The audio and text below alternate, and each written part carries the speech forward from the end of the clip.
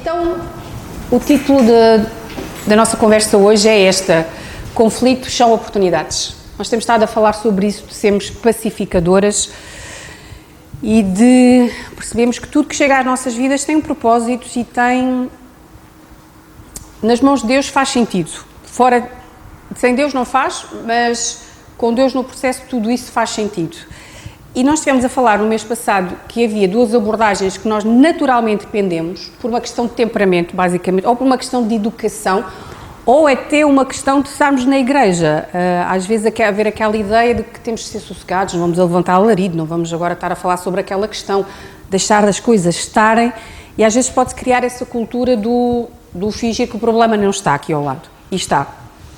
Então tendemos ou para a fuga, e ignoramos o problema, fugimos do problema, ou então o ataque, confrontamos o problema, confrontamos a pessoa e queremos resolver o problema dessa maneira. Nenhuma dessas duas maneiras produz bom fruto, porque, regra geral, ou não resolve o problema porque estamos a ignorar, ou se vou confrontar de uma maneira muito forte, vou ainda gerar outras coisas.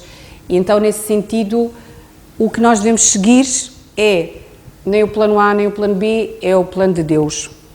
E por isso é que temos a Bíblia, e por aí nós devemos ser pacificadoras. Deus tem a solução para todos os conflitos e problemas e dificuldades, porque Ele tem uma maneira de fazer as coisas, que é pegar no que é mau, transforma em bom e transforma para a glória dEle. Isso é os milagres dos milagres. É o que aconteceu com José. Vocês intentaram para mal, mas Deus fez para bem. Eles intentaram para mal e ponto. Deus, não foi Deus que lhes pôs ideia nenhuma, foram eles que fizeram mal, mas Deus pegou no mal e transformou em bem. É isso que Deus pode fazer e quer fazer, mas Deus às vezes não faz, e não faz porque nós não deixamos. Tenham-se bem noção que o livre-arbítrio é uma questão muito séria para Deus, senão ele salvava todas as pessoas, Ele não tem prazer na morte do ímpio. E se Deus permite que alguém parta perdido, porque não interfere com a liberdade individual de cada um, Deus também pode não agir num problema, num casamento, numa igreja, porque as partes não deixam. E é terrível, não é? Haver uma solução melhor, um caminho melhor, e Deus não agir, porque Deus não viola a liberdade de cada um. Mas se nós permitirmos, se nós dermos uma aberturinhazinha, é o suficiente para Ele aproveitar e operar e fazer maravilhas como só Ele sabe fazer. Dessas duas abordagens que nós vimos, de fuga e de ataque, existem diferenças entre elas, e uma das diferenças que acontece, e eu agora tenho aqui um textozinho, eu ia pedir para uma de vocês ler, para não ser só a minha voz. E então, uma lê o foco, outra lê o objetivo, e... Não faz mal depois o Paulo põe o slide. Sim. Só para vocês participarem um bocadinho também. Quem quiser então ler o foco.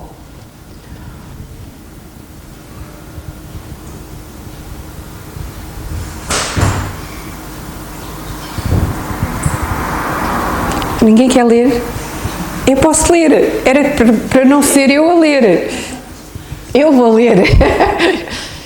O foco. Quando eu respondo com fuga, estou geralmente mais focada no meu eu. Quero o caminho mais fácil, mais conveniente e menos assustador. Quando respondo com ataque, geralmente estou focada no outro. A culpa é do outro, eu vou fazer com que o outro desista para assim o problema acabar. Óbvio, se percebe que destas duas não há solução, mas quando eu procuro o caminho pacificadora, o meu foco está em nós. Entendo quais as necessidades de ambas as partes, mas principalmente quero seguir os interesses de Deus e trabalhar para alcançar a solução do problema, assumindo a minha responsabilidade. Esta solução muitas vezes não é rápida, esta solução às vezes tem que ser construída, baby steps, passos pequeninos, mas é no caminho da direção correta e da paz duradoura e da reconciliação. Quando às vezes aquelas soluções muito rápidas, pronto, já está, tivemos uma conversa e ficou tudo resolvido. Espera, às vezes não é assim, às vezes não pode ser assim, mas com a direção de Deus as coisas vão poder ser no caminho correto. Outra diferença destas duas abordagens é esta questão da paz. O objetivo, as pessoas que fogem do problema têm como objetivo criar falsa paz. que é querer parecer que está tudo bem quando não está.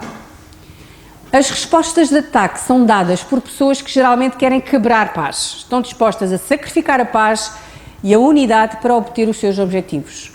Quando queremos ser pacificadoras, queremos construir paz.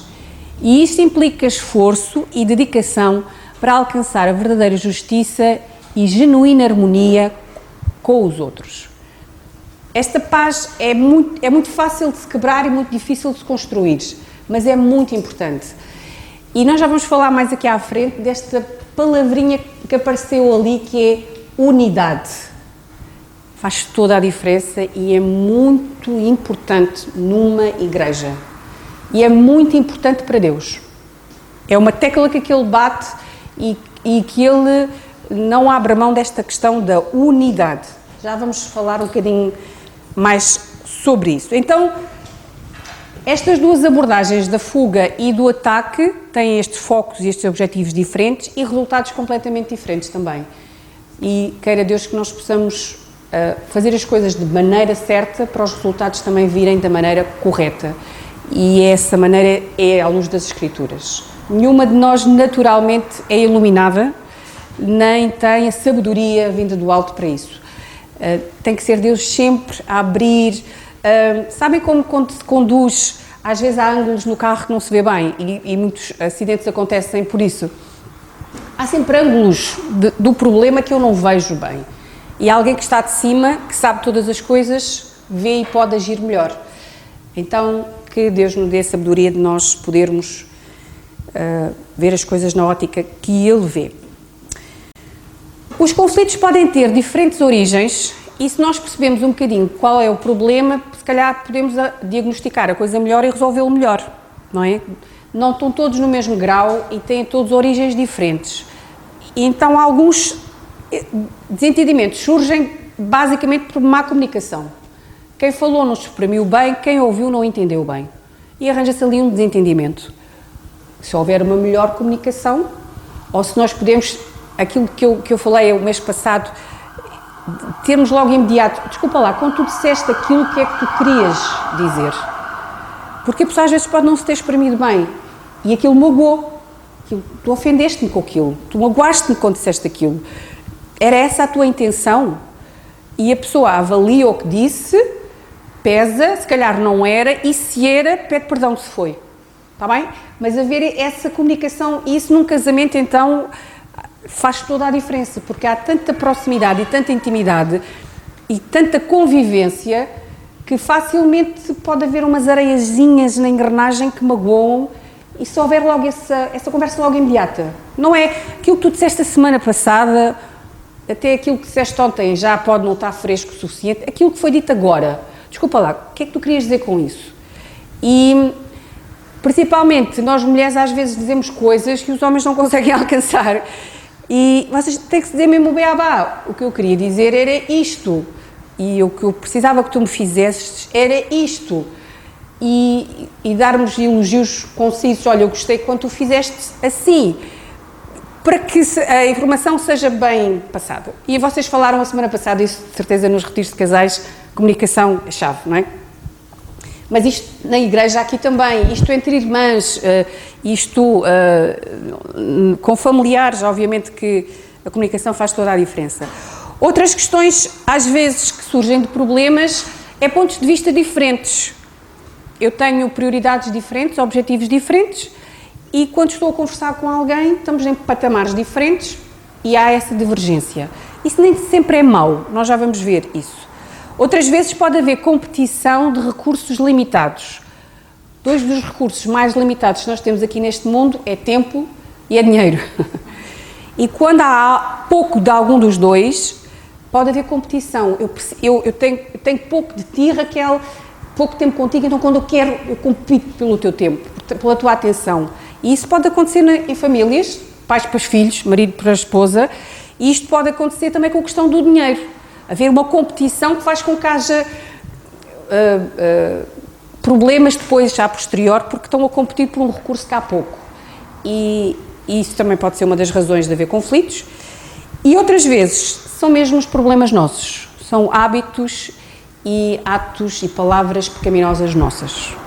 Porque nós somos pecadoras, nós deitamos para fora isso também, e isso cria um conflito e um atrito. Mas se as diferenças às vezes assustam-nos, não sei o que é que eu fiz, é que acabou. Se as diferenças assustam-nos, as diferenças não assustam a Deus, porque Deus fez todas as pessoas diferentes. Todas nós somos diferentes, todas nós pensamos diferentes, nós todas somos diferentes fisicamente. Mesmo os gêmeos, quando o são fisicamente, não são de temperamentos. Deus deu-se ao trabalho de criar um batimento cardíaco diferente para cada uma de nós. Temos uma impressão de estar diferente para cada uma de nós. Porque é que Ele agora havia de querer que todos fossem iguais? Não faz sentido. Então, Ele criou essas diferenças e essas diferenças são saudáveis. E quando elas são bem geridas, isso faz com que haja conversas muito edificantes, isso faz com que haja criatividade, isso faz com que haja soluções que duas cabeças a pensarem juntas conseguem que uma sozinha não ia conseguir, por sermos diferentes. Mas se isso, por um lado, faz com que seja uma mais-valia e enriqueça, também é o potencial de haver muitos problemas, essas diferenças.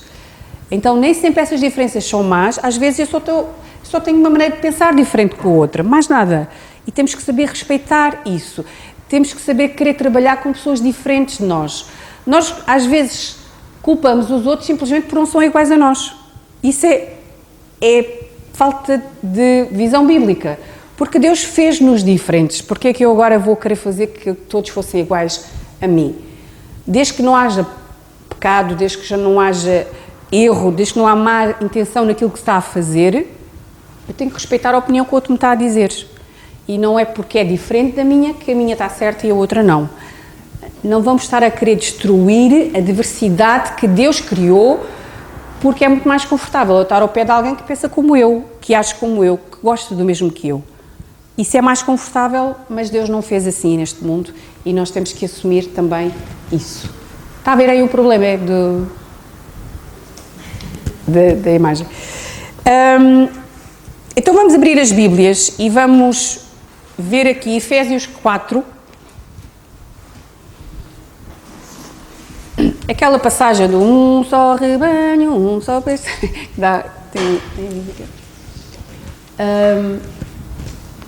Efésios 4, e é logo o início do capítulo, nós vamos ver.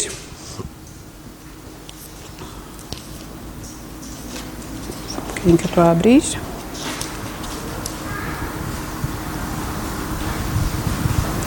Eu queria que uma de vocês lesse, se faz favor, do 3 ao 6, se faz favor. Efésios 4, 3 a 6. Efésios 4, 3. Procurando guardar a unidade do Espírito pelo vínculo da paz.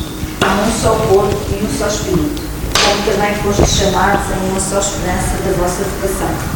Um só Senhor, uma só fé, um só batismo.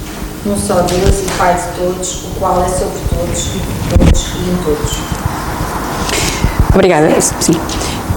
Se nós continuarmos a ler o resto do capítulo, ele vai começar a dizer depois, mais à frente, o 11. Ele mesmo deu uns para apóstolos, outros para profetas, outros para evangelistas, outros para pastores e doutores.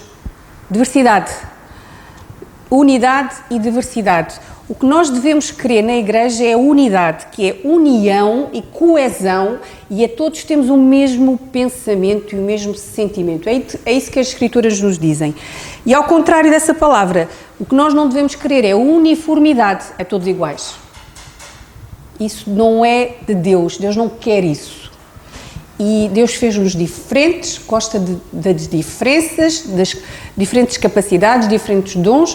Então, na igreja, nós devemos querer unidade e não uniformidade.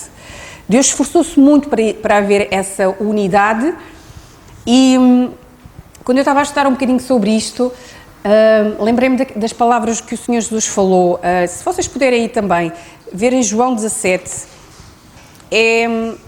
é a última oração que ele faz antes de ir à cruz. São das últimas palavras ditas por ele antes de cumprir o propósito e a missão que Deus lhe tinha dado.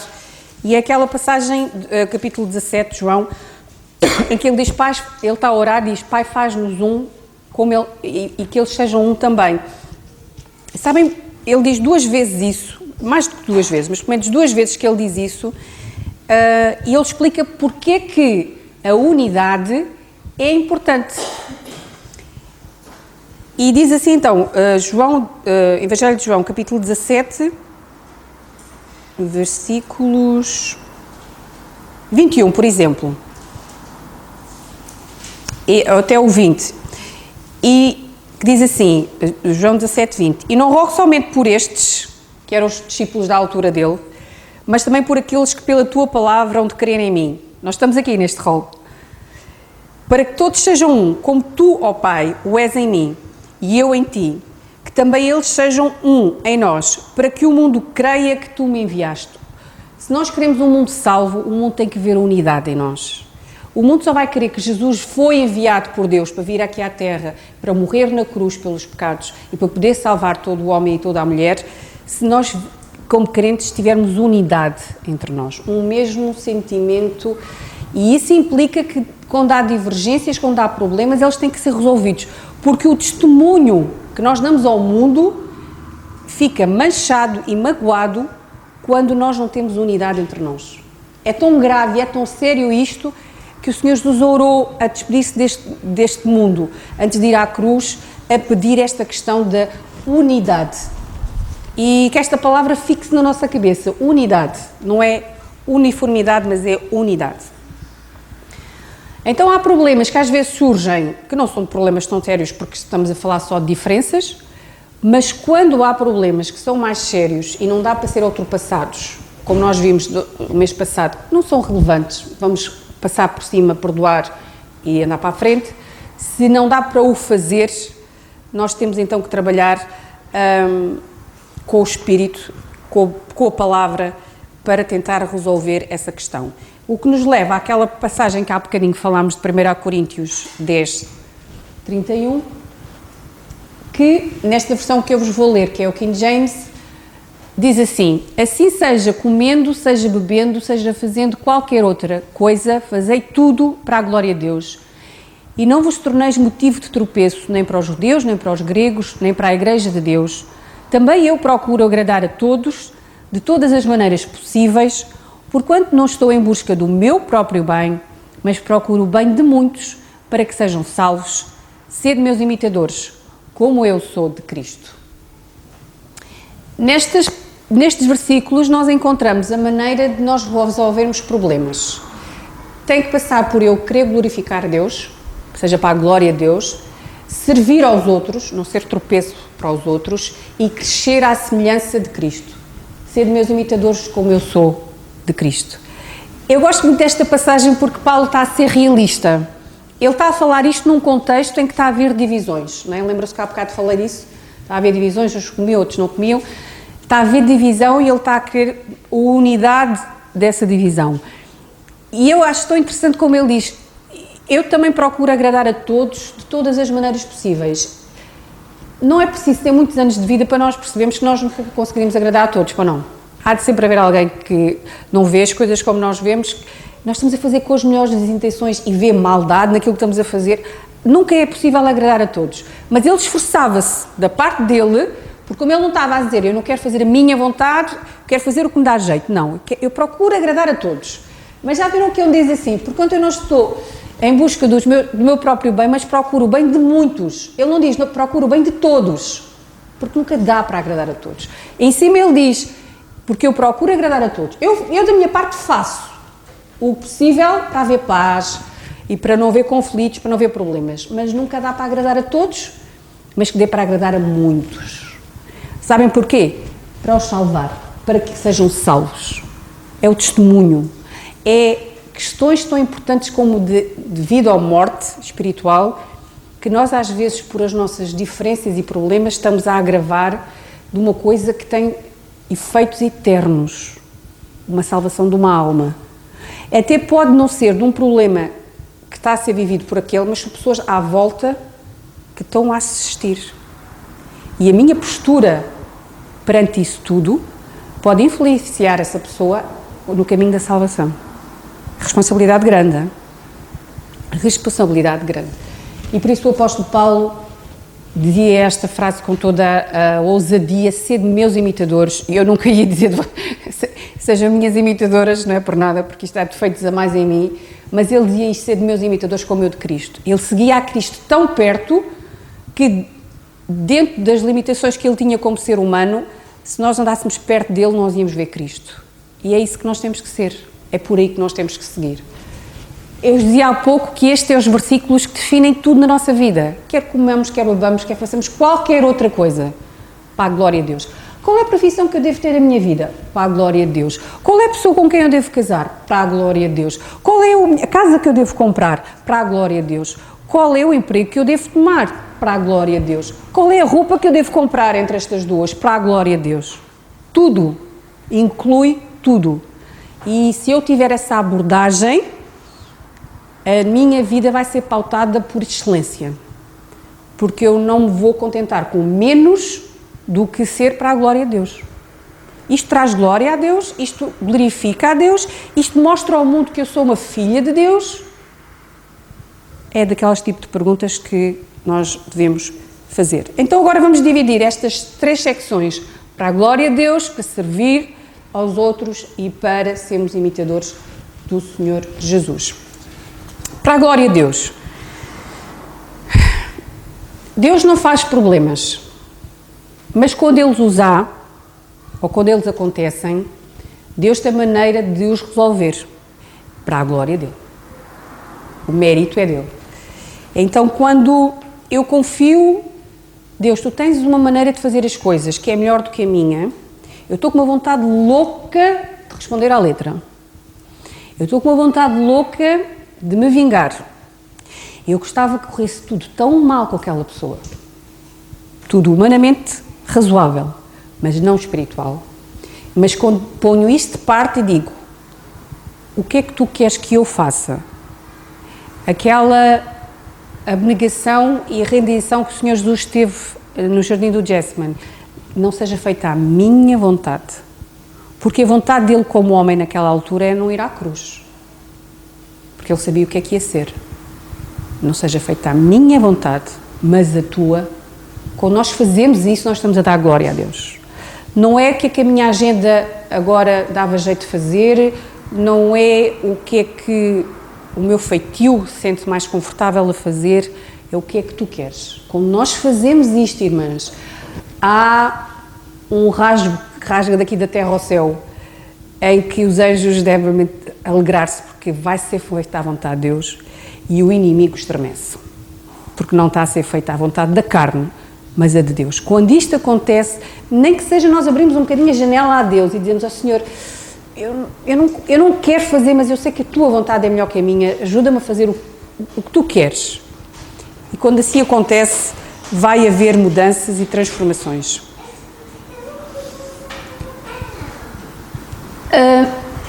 Às vezes nós confiarmos em Deus vai fazer com que nós tenhamos atitudes anormais e estranhas.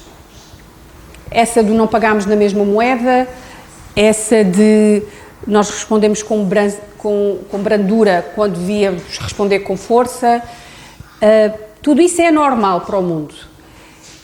E tudo isso traz glória a Deus quando os perdidos estão a olhar para a minha vida. Já imaginam o que é? Não estamos a falar já aqui na igreja, porque isto na igreja mexe nesta questão da unidade que estávamos há pouco a falar. Estou a falar de um problema no trabalho, entre mim e uma colega descrente, quando eu não respondo da maneira normal, quando eu não passei por cima, quando eu não respondi da mesma maneira, quando eu não lhe paguei na mesma moeda, quando eu lhe fiz bem, quando era lícito que eu fizesse mal, aquilo está a criar um testemunho à volta que está a fazer com que aquilo que as pessoas sabem de mim, que sou temente a Deus, faça sentido. Até algumas podem achar aquilo é mesmo parvo, pá, deixou-se pisar daquela maneira e não respondeu. Eu respondia, porque há muitas vezes nós mulheres somos ditas como sendo fortes quando dizemos tudo e não ficamos a dever nada a ninguém. Quando dizemos tudo o que nos vem na cabeça. Mas isso não é ser forte. Isso é até falta de controle. Falta de controle não é força. É força solta demais. Uma mulher sob controle sabe. E sabe até que ponto damos força ao outro lado ou não para mexer connosco. Porque não há nada que irrite mais uma pessoa que está fora do controle da outra pessoa não está descontrolada também. Porque ela não está a ter controle sobre nós. E às vezes o silêncio é a melhor coisa. Às vezes não. Às vezes temos que falar. Mas essa sabedoria só pode vir com a direção do Espírito. Nós, por nós, temos uma carne forte demais que vai querer responder e vai querer fazer. E se não dizemos, ficamos a remoer aquilo o resto do dia. Ai, eu devia ter dito aquilo. Próxima vez que ela falar comigo ou aquele falar comigo, vai ver. E isso não é Deus a agir. Para nós sermos anormais para o mundo, mas queridas filhas de Deus para Ele, nós temos que o buscar e pôr nas situações do dia-a-dia. Nas situações do dia-a-dia. É o carro que me passou na fila, é a pessoa que buzinou para mim, é a pessoa no supermercado que me passou à frente ou que me tirou alguma coisa que era minha. É essas coisinhas assim e as coisas mais sérias também. Eu sou uma filha de Deus. Uma das coisas que me prendeu neste livro foi quando eu comecei a ler e ele disse coisas... Para já, o escritor é um advogado. Portanto, o advogado sabe o que é problemas e conflitos. E é um advogado que começou a ver tantos problemas e conflitos que disse assim, Deus tem uma maneira melhor de fazer as coisas, qual é a maneira das Escrituras? E acreditem ou não, ele começou a viver a vida a fazer isso, a ajudar as pessoas a lidarem com os problemas na ótica das Escrituras. Certeza que perdeu muitos clientes, mas também os ganhou, e ganhou aqueles que conseguiu resolver esses problemas. E uma das maneiras que ele fala é, não é execuível que um filho de Deus, uma filha de Deus, resolva os problemas de uma maneira que um perdido, não é? Não pode, não pode. Um morto não pode resolver as mesmas maneiras que um vivo. E eu, como filha de Deus, não me interessa quantas palmadinhas me deem nas costas, tens toda a razão, ali nesse lado, desculpa lá, tu tens toda a razão. Não é isso que eu preciso. Eu quero saber é como é que Deus pode ser glorificado por este problema. E se tiver que eu engolir um sapo, eu engolo. Se eu tiver que pedir perdão, quando eu sei que eu tenho muita razão, mas não tenho toda a razão, porque nunca ninguém tem toda a razão, eu vou fazer isso. Mas não é execuível, queridas. E era isto que eu queria vincar no coração de cada uma esta tarde. Eu, como filha de Deus, não posso responder aos problemas da mesma maneira que um perdido. Não posso. Eu não posso conduzir da mesma maneira que um perdido. Eu não posso fazer compras da mesma maneira que um perdido. Eu não posso educar um filho ou uma filha da mesma maneira que um perdido. Eu não posso ter um casamento igual a um perdido. Não posso.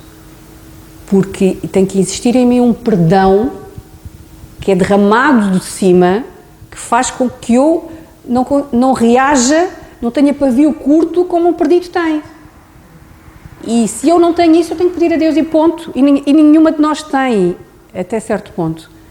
E temos todos dias, e temos todos cansaço, e temos todos, às vezes, aquela relação já esticou tantas vezes, esticar mais uma vez, mas temos que ver as coisas na ótica de Deus. E quando nós o fazemos, Deus é glorificado. Eu queria só que vocês abrissem nessa passagem de João 21, porque nós pensamos assim, glorificar Deus com a minha vida. Mas o Senhor Jesus falou de Pedro glorificar com a morte. Se vocês puderem ler esta passagem de João 21, Jesus já tinha ressuscitado, foi antes dele ascender para os céus. Então, é aquela passagem em que Jesus disse, Pedro, tu amas-me? E depois eles levantam-se e vão os dois a andar. E João, que aparece aqui como discípulo que amado, é tão querido. Eu quero ser um João, porque sem qualquer tipo de, eles estão os dois a conversar, não quer saber, Jesus está lá, eu estou também. Era este o João. É este o João que na última ceia, encostou a cabeça ao ombro do Senhor Jesus e perguntou-lhe quem é que era o traidor. E Jesus disse-lhe. Ele era tão próximo que Jesus não lhe guardava nada. Disse, olha João, melhor não saberes, tudo. Este João era carraça, agarrou Jesus e não largou, bora ser carraças de Jesus também. Então, Jesus está a falar com Pedro, está ali a sarar o relacionamento, não é? Porque Pedro tinha ficado retraído com Jesus por o ter negado, e Jesus estava a sarar ali, estava a curar aquele processo, e explica-lhe como é que ele vai morrer. Não é fixe o que eu lhe disse. Para já, não sei se eu queria que Jesus me dissesse como é que eu ia morrer. Mas, basicamente, o que Jesus estava a dizer é que ele ia ser um mártir. E as Escrituras não dizem, mas diz a tradição, que ele foi crucificado de cabeça para baixo. Vamos lá falar, porque ele disse que não era, diz a tradição, que Pedro terá dito que não era digno de morrer na mesma posição que o Senhor Jesus. Então, se querem me matar crucificado, cabeça para baixo. Terrível.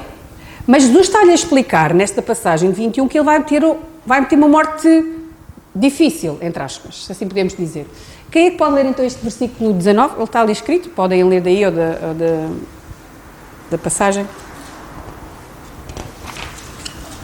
E disse isto significando com que morte havia ele de glorificar a Deus, e dito isto disse-lhe, segue. Glorificar com a morte? Estranho, não é? Glorificar com a vida, vamos mostrar a Deus na nossa vida. Como é que a morte de Pedro glorificava a Deus? Porque com aquela morte, que tenha sido crucificado ou não crucificado, o que é que for que seja, ele mostrou que Deus era tão importante para ele, que seguir a Deus era tão importante para ele, que a vontade de Deus era tão boa, mesmo que fosse aquela, que ele preferia morrer a negá-lo. Porque quando ele foi feito mártir, os mártires eram sempre naquela ideia de nega a tua fé ou então morres. E eu agarro-me a Deus e não largo, porque isto é o que eu quero para a minha vida. E foi assim que ele glorificou. Eu estou disposto a dar a minha vida, que é a coisa mais preciosa nós temos aqui na Terra. Ele deu isso, porque Deus era tão importante para ele. E com a sua morte, ele glorificou a Deus. E é assim com o problema. Eu estou com um problema. É uma coisa terrível, é uma coisa que eu não escolhi, se calhar não tive culpa no processo, mas olha, entrei dentro deste carro em andamento. Como é que eu lido agora com a questão? A maneira que Deus tem de tirar a glória daqui é Ele estar no controle disto. Então vai acontecer. E com isso Pedro glorificou a Deus. Mas muito facilmente nós queremos fazer a nossa vontade, ou nós queremos fazer a vontade de alguém que nos disse, alguém que nós respeitamos e admiramos, não, faz assim, assim, assim, parece que faz sentido, vamos lá fazer dessa maneira. Então nós temos que equilibrar e temos que calibrar a nossa balança, senão ela cai para um dos lados. E estas duas perguntas podem, sem dúvida, nos ajudar a perceber, perante esta situação, como é que eu posso agradar e honrar a Deus nesta situação? Como? Como é que eu posso orar sobre esta situação? Vocês já perceberam que nós não conseguimos orar mal a ninguém, pô, não? Posso eu não orar pela pessoa. Agora, orar tipo os salmos, o Senhor mata-os e que sangue a Deus. Não conseguimos, nós não conseguimos estar na presença de Deus e orar desta maneira. Ou pelo menos a senti-la. Então, como é que nesta situação eu vou orar por esta situação e por esta pessoa e por este problema de maneira que Deus possa ser honrado, que Deus saia bem na fotografia. É que Deus saia bem na fotografia, que veja-se bem que é Ele que está no processo de solução disto. Como é que eu vou fazer isso? E a outra pergunta é, esta pergunta eu não consegui pôr num português muito bonito, mas, e particularmente, como é que eu posso dar louvor ao Senhor Jesus através do testemunho de como é que Ele me salvou e transformou? O que isto quer dizer é, como é que eu posso mostrar, principalmente para um descrente, que eu sou salva? Que Ele um dia entrou na minha vida. Sabem que nós somos chamados a ser testemunhas, não é sermos advogadas. E nós às vezes queremos ser advogadas de Deus. Mostrar Deus e defender. E graças a Deus por aqueles que têm essa visão e conseguem explicar, e esses apologistas que conseguem fazer sentido, mostrar as coisas a um perdido. Mas eu sou chamada a ser testemunha. E testemunha é dizer o que Ele fez na minha vida. E é isso que um descrente precisa ver. Que eu estava perdida. E que hoje estou salva, que eu era cega e que eu hoje vejo. Não compliquemos, irmãs. Tudo bem que um perdido tem que ler a Bíblia, tudo bem que um perdido, o ideal é que venha aqui à igreja ouvir, tudo bem que um perdido pode ouvir uma pregação, vamos mandar-lhe aquele vídeo, mas o que ele tem que ver é Deus na minha vida e que eu sou diferente, porque Ele entrou na minha vida. E como é que num problema eu posso mostrar Deus na minha vida? Oremos. Mas passa por quer comamos, quer bebamos, quer façamos qualquer outra coisa, para a glória de Deus.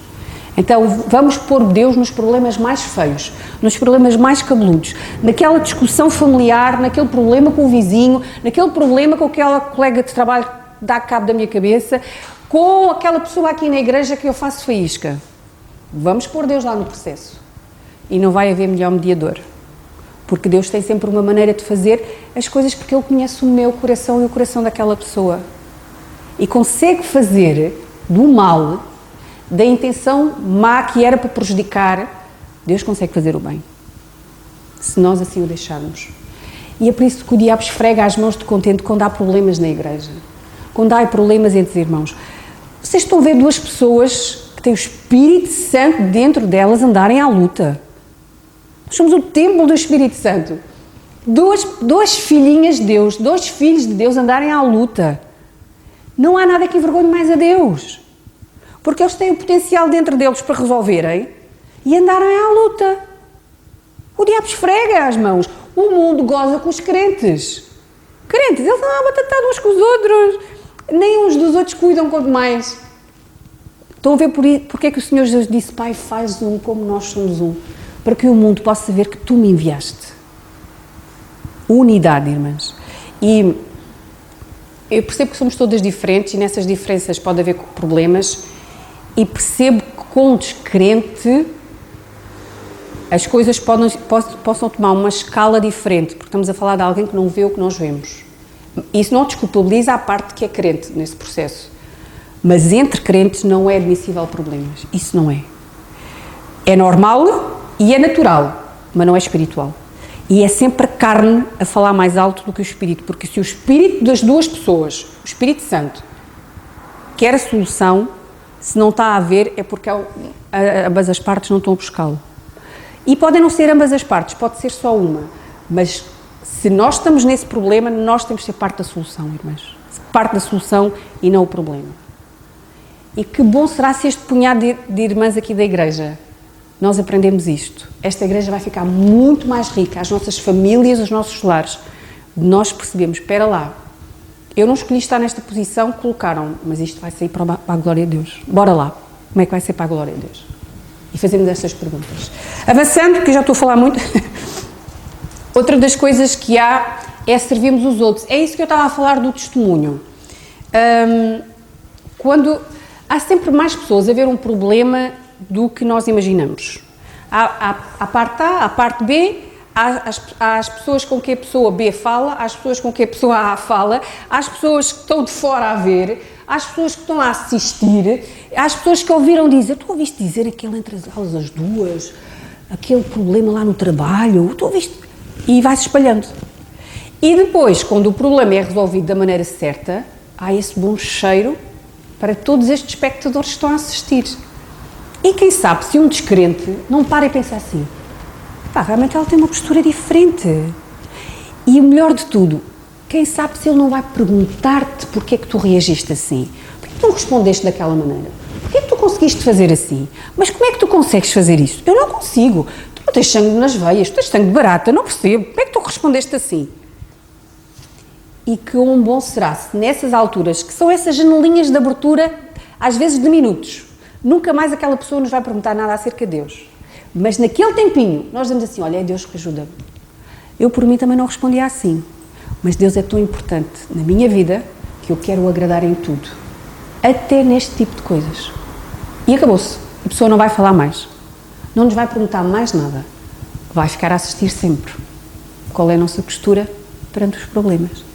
Infelizmente nem sempre nós saímos bem. Mas que não seja isso que nos faça desmotivar, pelo contrário. Porque temos em Deus tudo o que precisamos para ir melhorando cada dia. Então, servir os outros é fazer aquilo que é para o bem dos outros. Aquela passagem do quer que comamos, quer bebamos, diz, não vos torneis motivo de tropeço, portanto, não vamos ser motivo de alguém tropeçar, cair, afastar-se de Deus, mas eu procuro agradar a todos de todas as maneiras possíveis. Há coisas que não são possíveis. O apóstolo Paulo falava aos romanos, o quanto estiver em vós, fazer todos os esforços para ter paz. Às vezes não é possível ter paz. Às vezes há pessoas que não querem paz, há pessoas que querem guerra. Mas o que estiver na minha mão eu faço. Porque o que Deus vai me pedir é o que está na minha mão. Deus não vai dizer, então, mas porque é que... É de ti que Deus vai pedir contas. É a ti que Deus vai pedir contas. Qual foi a tua postura naquela situação? Mas ela respondeu-me assim, eu respondo... Não é isso. A tua resposta, qual é que tem que ser? Ou qual é que devia ter sido? Ou qual é que pode ser? E é isso que vais trabalhar. Tudo o que tiver no teu alcance, fazer pelo bem dos outros, fazes. Mas procura o bem de muitos para salvar. A intenção aqui, se estamos a falar de um descrente, é salvar. Se estamos a falar de um crente, eu quero que Cristo seja visto naquela pessoa. Como é que eu posso, com esta situação, ser usada por Deus para fazer Cristo ser visto naquela pessoa? Se eu tenho essa postura, esqueçam-se lá as diferenças, esqueçam-se lá o que é que me disse, esqueçam-se lá o que é que me fez. O que é que eu quero ver naquela pessoa? Cristo. Então, como é que eu posso fazer isso, Deus? Isso é servir os outros. Isso é servir os outros. E é deixar a minha vontade, o meu conforto, a minha razão em prol de Cristo ser visto nos outros.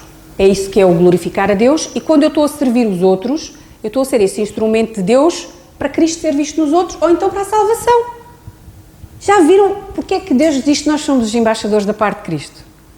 Nós representamos-lo aqui na Terra.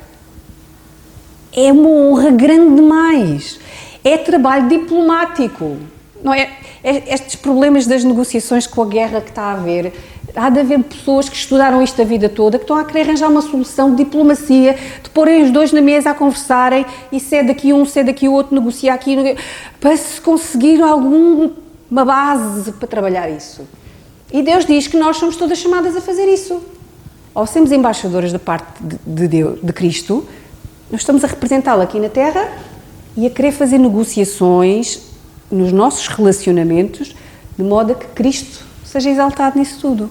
É uma honra grande demais. E o curso é através das Escrituras. E andarmos perto umas das outras e buscarmos as coisas de Deus a sério. Então aí nós vamos começar a crescer nesta universidade das negociações e das ligações. Isso é muito importante. Servir os outros, porque nunca se sabe se pode acontecer isto. Que Pedro fala, eu estou a falar muito em Pedro. Antes, santificai ao Senhor Deus em vossos corações e estais sempre preparados para responder com mansidão e temor a qualquer que vos pedir a razão da esperança que há em vós.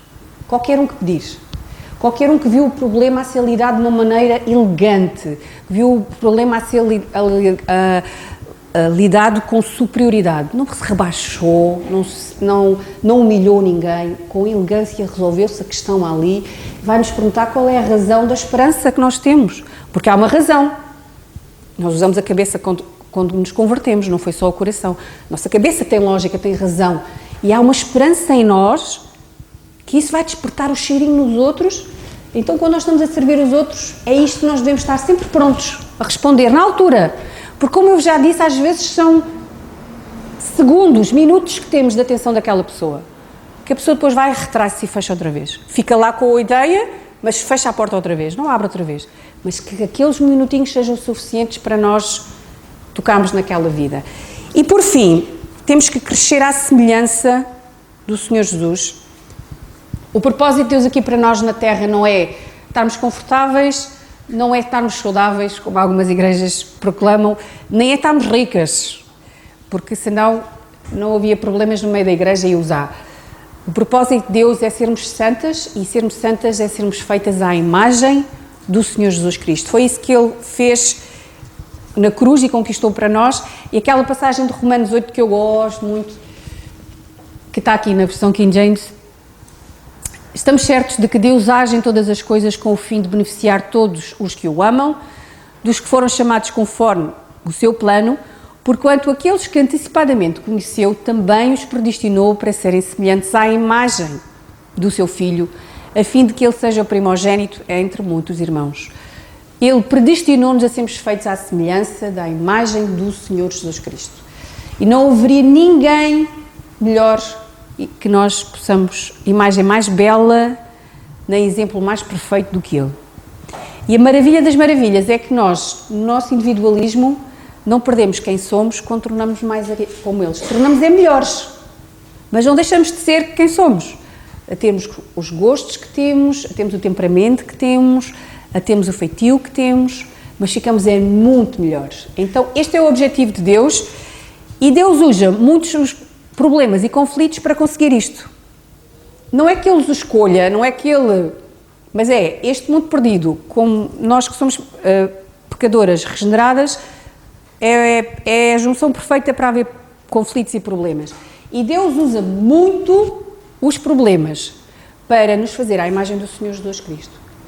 Porque quando nós temos esses problemas, mais não seja, humilhamos-nos, percebemos que somos pequeninas e percebemos que precisamos da ajuda dele. Ponto número 1, já ganhamos.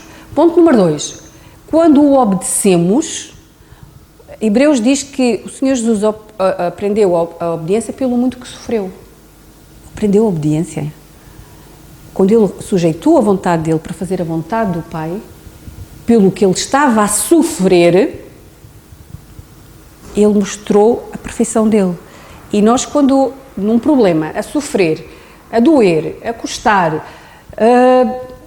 o coração rasgado pelo problema que está a acontecer, buscamos obedecer a Deus e buscamos fazer a vontade, seja feita a tua vontade e não a minha, nós estamos a ficar um bocadinho mais parecidas com Jesus, porque foi isso que Ele fez.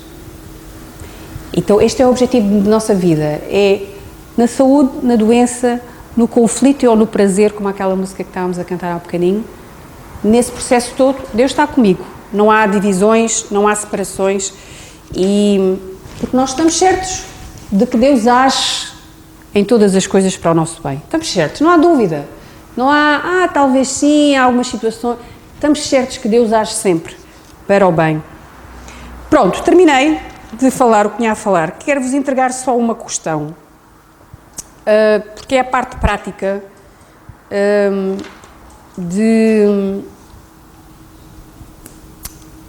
disto dos conflitos. Nós agora depois vamos aprofundar um bocadinho mais, mas existem 4 pilares que se aplicam a todas as situações e que vão-vos ajudar a vocês e a mim. Se nós começarmos a perceber um problema logo no início e tratámo-lo, é óbvio que é melhor do que depois no fim. Isso é uma ferida tratada logo, é diferente de uma ferida tratada meses ou anos depois. Então, começámos a perceber, isto aplica-se, irmãs, a um atritozinho com alguém, disse uma coisa e eu não gostei, em casa, ou isto aplica-se a uma situação mais séria e grave que implica muitas pessoas e que tem ramificações de muitos anos, e aplica-se a tudo. O processo é o mesmo, porque é estar a querer envolver Deus no processo e dizer isto é areia demais para a minha carruagem, eu não quero estar a acumular lixo em mim, eu quero isto resolvido. Que seja uma coisa que aconteceu agora ou uma coisa que já se arrasta há muito tempo. Eu quero Deus no processo. E quando nós fazemos isso, Deus vai dar graça, sem dúvida, para resolver.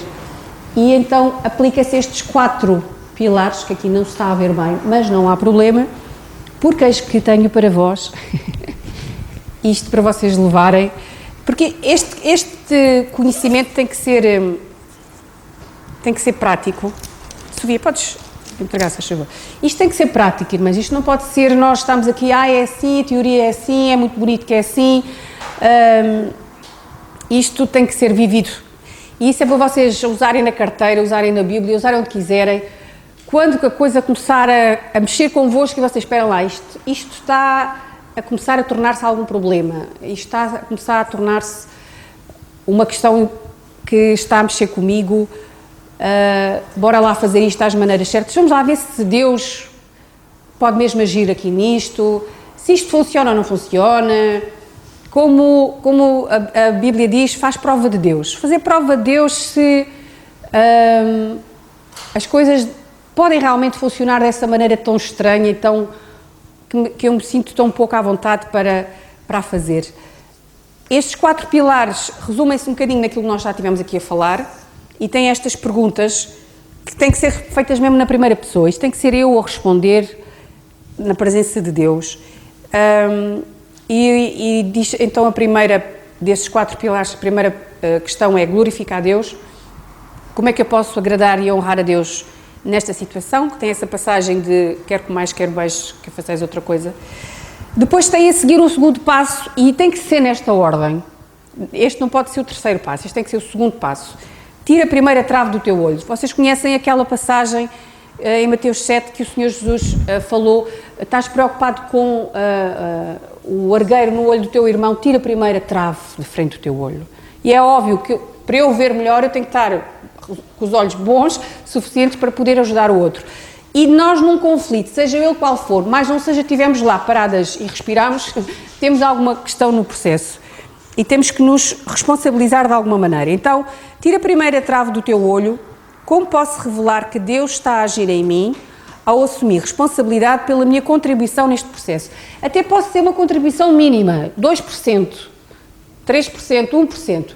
Eu tenho uma parte neste processo. E se eu vou para as negociações com a ideia de que a culpada és tu e eu não tenho culpa, a coisa não vai correr bem. Porque outra pessoa vai se defender. Se eu vou com a postura correta de eu tenho responsabilidade sobre isto e sobre aquilo, eu não devia ter feito isto nem aquilo, eu poderia ter feito aquilo e não fiz. Mas eu quero solucionar este problema. Como é que o podemos fazer? Se vamos com esta postura, a mesa de negociações vai funcionar. Ou vai a caminho de funcionar. Porque eu também estou a assumir responsabilidade. Depois vem então o terceiro passo, que é a responsabilidade do outro. Gentil restauração. Como posso eu, em amor, servir aos outros e ajudá-los a assumir responsabilidade pela sua contribuição neste conflito? Esta parte é a parte que nós gostamos mais, quer dizer ao outro o que o outro fez de errado. É óbvio que quando eu já fiz o trabalho de casa anterior, quero glorificar a Deus, tirei a trave do meu olho, eu vou com a postura correta agora. E ainda que a outra pessoa seja maioritariamente culpada, aqui a questão não está a ver quem é que é culpado, é como é que é a solução. E a solução passa por haver responsabilização, porque uma mãe ou um pai será um muito mau mãe ou um muito mau pai se deixar o filho passar impune tudo. Faz as coisas, não há consequências para nada. Não, há consequências. E há responsabilização. Quando as duas partes chegam a esse processo, vem a parte boa que é vai reconciliar-te. Como posso demonstrar o perdão de Deus e procurar uma solução razoável para este conflito? Esta passagem de Colossenses é aquela passagem que diz se alguém tem alguma ofensa contra outro irmão, perdoai-vos como Cristo vos perdoou a vós. Passa sempre por aí, o perdão de Deus eu recebi-o em primeira mão e agora vou delegá-lo em segunda mão, seja qual for a situação. Olha, isto é oração, irmãs, não há maneiras fáceis nem rápidas e consoante o problema ser grave, a solução mais difícil vai ser possível de se encontrar, mas com Deus é possível porque não há ninguém que esteja mais interessado em resolver problemas do que Ele. E uma coisa é importante, quando nós deixamos Deus no controle, sabem o que é? Nós deixamos de estar tão preocupadas no resultado, isso é muito importante e eu queria frisar, nós deixamos de estar tão preocupadas com os resultados, porque podem correr bem ou mal.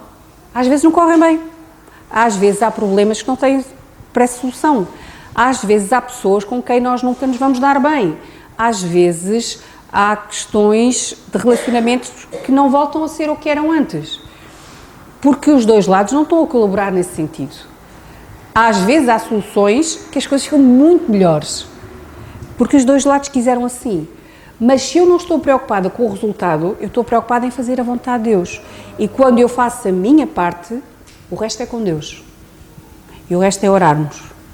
Mas quando Deus está no controle, já não sou eu, porque isto é uma vergonha, não consigo resolver este problema, porque eu quero ficar bem nesta fotografia. Não. Eu faço a minha parte, Deus, e agora o resto é contigo. E entreguemos a glória a Ele, porque é Ele que é de vida. Amém, irmãs?